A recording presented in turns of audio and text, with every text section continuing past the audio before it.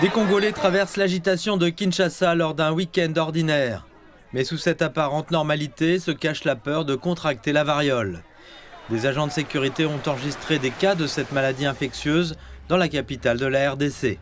Kinshasa compte de nombreux cas de variole. En ce moment, nous avons 11 cas dans cet hôpital que nous prenons en charge.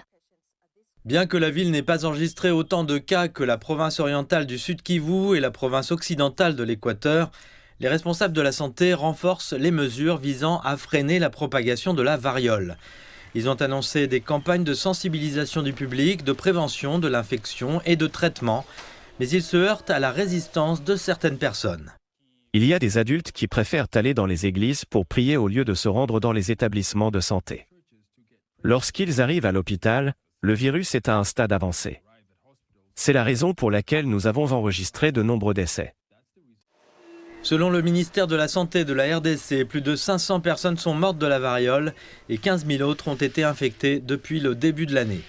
Une nouvelle souche du virus, plus mortelle que celle signalée dans le monde en 2022, a été détectée dans l'est de la RDC au début de l'année. La souche connue sous le nom de Clade 1B s'est maintenant propagée au Burundi, au Kenya, au Rwanda et en Ouganda. L'épidémie de variole qui fait rage en RDC fait craindre une épidémie mondiale de grande ampleur. 12 pays africains ont déjà enregistré des cas jusqu'à présent. Cela a conduit certains pays à travers le monde à renforcer les mesures de surveillance suite à la déclaration d'urgence sanitaire mondiale de l'Organisation mondiale de la santé.